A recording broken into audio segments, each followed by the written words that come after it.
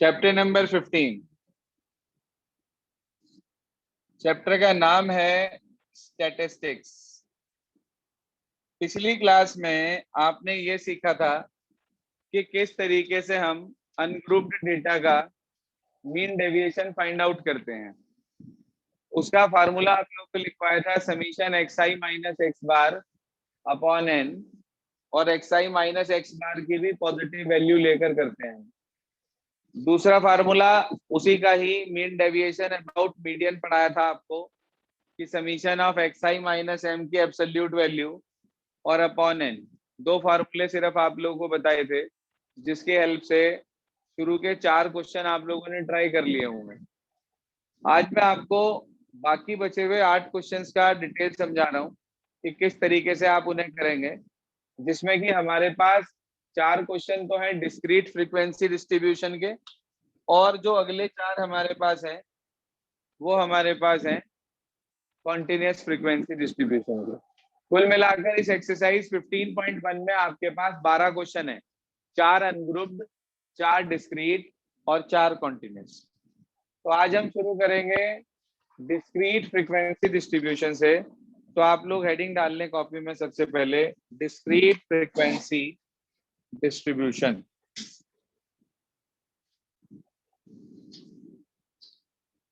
For discrete frequency distribution.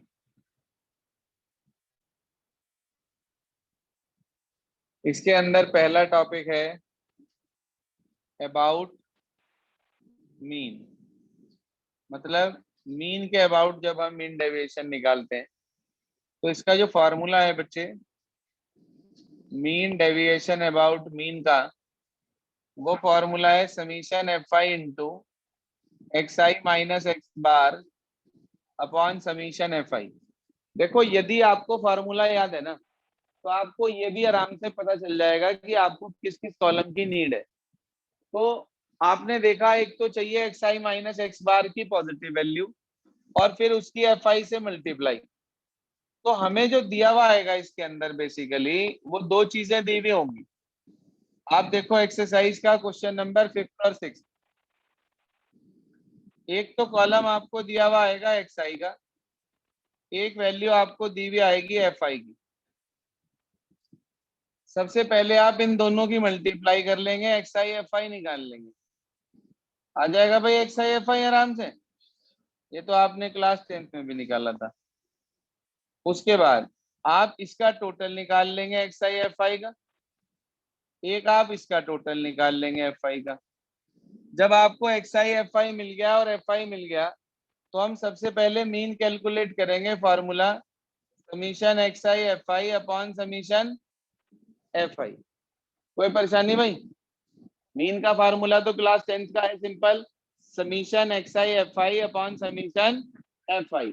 अब ये mean आ गया आपके पास, एक्स बार की वैल्यू जो भी यहाँ से आपको मिलेगी, जो भी, तो उसे आप एक्स आई में से माइनस कर दोगे, एक्स आई माइनस एक्स बार, और उसकी पॉजिटिव वैल्यू लिखोगे। सिर्फ आप क्या लिखोगे? उसकी पॉजिटिव वैल्यू। फिर एफ आई की मल्टीप्लाई इससे करेंगे हम, और ये आ जाएगा f i into x i minus x bar. क्या आ जाएगा भाई? F i into x i minus x bar की एब्सोल्यूट वैल्यू, इसका सम टोटल निकाल लेंगे और इस वैल्यू को उठाकर यहाँ पुट करेंगे, एफ आई को यहाँ पुट करेंगे, आपको मीन डेविएशन अबाउट मीन मिल जाएगा। बोलिए सर, कोई परेशानी? साथ साथ ये फॉर्मेट टेबल बनाते चले अपने पास, ताकि आप लोगों को क्वेश्चन करने में कोई दिक्कत ना आए। जो भी हमारी नीड है ना फार्मूले के अंदर, बस वो चीजें हम यहाँ पर बना लेते हैं। उसके बाद टोटल निकाल कर वैल्यू पुट कर देते हैं और रिजल्ट हमारे सामने आ जाता है। क्लियर है बात? ये कहलाता है sir mean deviation about mean of discrete frequency distribution. Mean deviation about mean of discrete frequency distribution. इसके बाद बात करते हैं दूसरे नंबर पर इसी के ही, अबाउट मीडियन, जिसे हम m से रिप्रेजेंट करते हैं। फॉर्मूला सर काफी हद तक यही रहता है, बस फॉर्मूले में जहां पर x बार मौजूद था ना, वहां पर m आ जाता है। क्या कहा मैंने? सेम फार्मूला एप्लीकेबल होता है, बस जहां हमारे पास फार्मूले में x बार होता है वहां पर m आ जाता है। तो आप कैसे लिखेंगे इसे, क्या तरीका है? Mean deviation about median equals to summation fi xi minus m upon summation fi। अब मुद्दा यह है कि ये जो m है, मीडियन है, ये निकलेगा कैसे? देखो, सबसे पहले दो कॉलम आपको दिए हुए होंगे, एक xi का और एक fi का।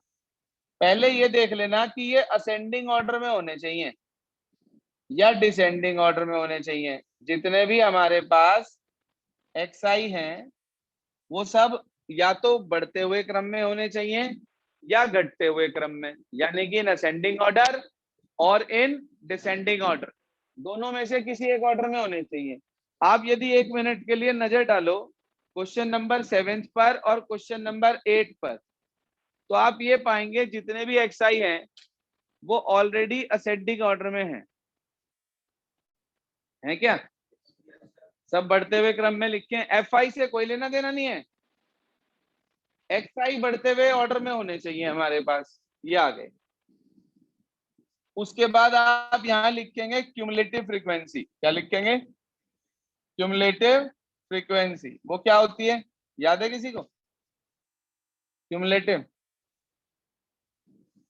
पहली सेम, दूसरी को इसमें जोड़कर यहां लिख देते हैं, अगली को इसमें जोड़कर यहां लिख देते हैं। याद आ गया? तो इस तरीके से आपके पास क्यूमुलेटिव फ्रीक्वेंसी बन जाती है। क्यूमुलेटिव फ्रीक्वेंसी का लास्ट और फ्रीक्वेंसी का टोटल दोनों मैच करते हैं हमेशा। नहीं मैच कर रहे तो इसका मतलब आपकी क्यूमुलेटिव गलत हो गई या आपका fi का टोटल गलत हो गया। ठीक है जी, ये दोनों चीजें सेम होती हैं हमेशा।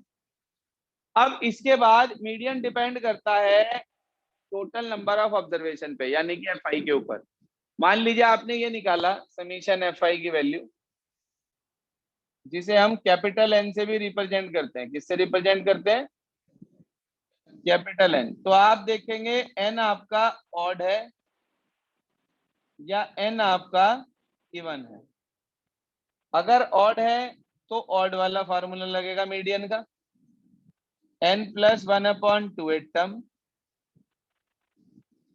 और अगर इवन है तो फॉर्मूला इवन वाला लगेगा n/2, n/2 प्लस 1 टर्म और होल/2। ठीक है जी। अब कुछ बच्चों का ये क्वेश्चन होता है, सर मान लो n की वैल्यू हमारे पास 19 आ गई, ऑड आ गई सर। ठीक है, आपने ऑड वाला फार्मूला लगा दिया। ठीक है, 19 प्लस 1 20, 20 का आधा 10, तो 10th टर्म लेनी है। वो 10th टर्म आप यहाँ देखोगे CF से, लेकिन लोगे यहाँ से। भाई मान लीजिए ये लिखा है 4, ये लिखा है 6, ये लिखा है 10, ये लिखा है आपके पास 12, इस तरीके से लिखा हुआ है। ठीक है, तो आपने देखा भाई इसमें 1 2 3 4 तक की टर्म आ रही, इसमें 5 और 6, इसमें 7 8 9 10, हमें क्या चाहिए था? 10। तो यही हमारे पास क्या होगा यहाँ पर, ये वैल्यू xi की जो होगी ये किसका काम करेगी? मीडियन का। बात समझ में आ गई क्या? देखते कहां से हैं? CF से। लेते कहां से हैं? xi से। याद रहेगी डिस्क्रीट की बात। डिस्क्रीट फ्रीक्वेंसी डिस्ट्रीब्यूशन में देखते CF से हैं मगर लेते xi से हैं। तो ये वैल्यू आ गई हमारे पास। अब मीडियन हमें मिल गया, बाकी का काम तो सारा यही है इसी तरीके का।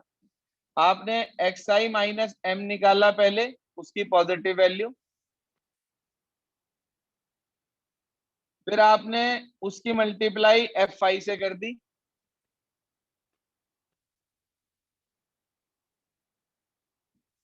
ये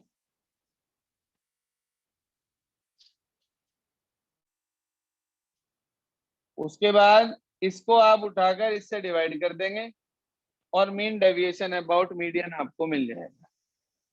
मैं समझता हूँ बहुत आसान सा काम है। जब आप इसके एग्जांपल्स करेंगे तो आपको बहुत अच्छे से क्लियर हो जाएगा कि how you have to do these questions. लेकिन एक चीज का ध्यान रहे कि एग्जांपल्स जरूर अपने आप करके देखना, ये नहीं कि आपने उतार दिए देख देख कर, तो कोई फायदा नहीं होने का। First try each and every example by your own. If you face problem in any of the example then ask, otherwise after completing the examples try whole exercise. चलें आगे, यहां तक क्लियर है सबको? अगली हेडिंग डालेंगे for continuous frequency distribution. For continuous frequency distribution.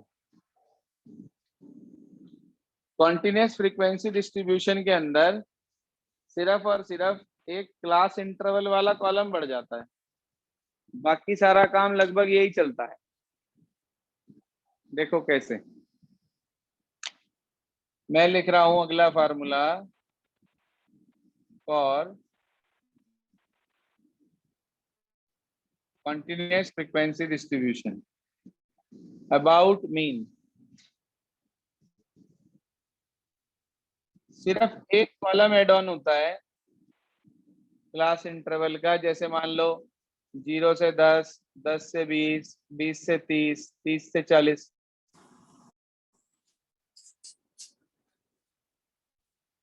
Clear है यहाँ तक? अब इसकी हेल्प से आप एक्सआई निकाल सकते हैं।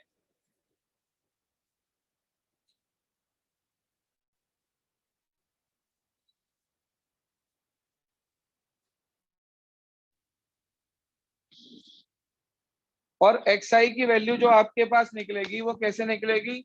दोनों लिमिट को ऐड कर देंगे अपॉन 2। याद है ना? हाँ भाई, याद है ना सबको? बाकी सारी प्रोसेसिंग डिस्क्रीट वाली है और कुछ भी चेंज नहीं है। सेम फार्मूला, सेम ये सब कुछ सेम। कर लीजिए नोट अपने पास। ये हुआ डिस्क्रीट का अबाउट मीन, डिस्क्रीट का सॉरी कॉन्टिन्यूस का अबाउट मीन। ठीक है सर, कॉन्टिन्यूस का अबाउट मीन। करिए तेजी से नोट।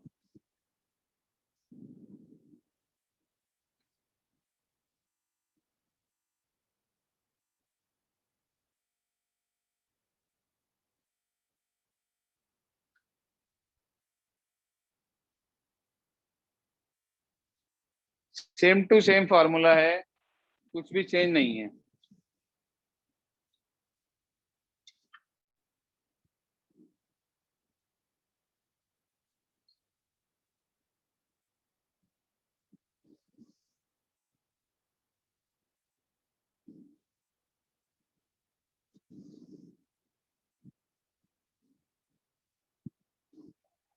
क्लियर?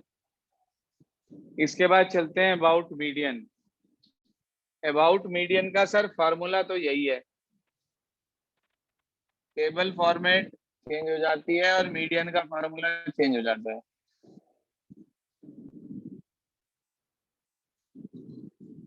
मीन डेविएशन निकालने के लिए तो यही फार्मूला है, वो तो चेंज है नहीं। ग्रुप्ड के लिए सारे में सेम ही फार्मूला है, चाहे वो डिस्क्रीट हो चाहे वो कॉन्टिन्यूस हो, फार्मूला यही रहेगा मीन डेविएशन अबाउट मीडियन का। तो वर्किंग प्रोसीजर में क्या चेंज आता है?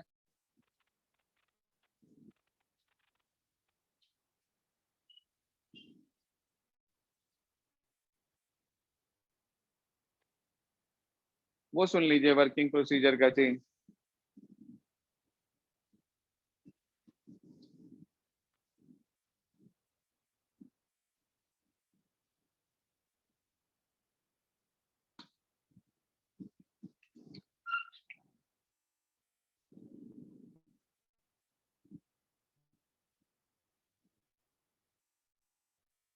हाँ जी, आपके पास है क्लास इंटरवल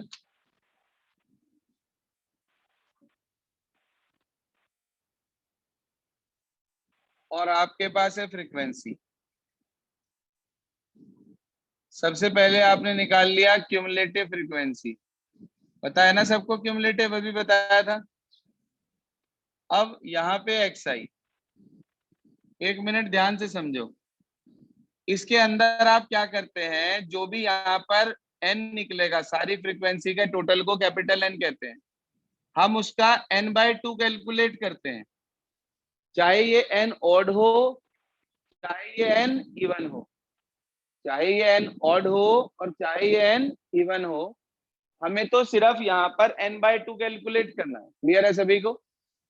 अब आप ये देखेंगे कि वो n/2 कहाँ लाई कर रहा है, वो मीडियन क्लास होगी, ये L, ये F, ये CF। फॉर्मूला लगाएंगे आप मीडियन का, वही 10th क्लास वाला, L plus n/2 minus CF upon F into H, median आ जाएगा। उसके बाद बाकी काम वही xi माइनस m और fi into xi minus m, ये आ गया हमारे पास। इसका टोटल निकाल के और ऊपर फॉर्मूले में पुट कर देंगे, रिजल्ट आपको मिल जाएगा। करिए तेजी से इसे नोट अपने पास।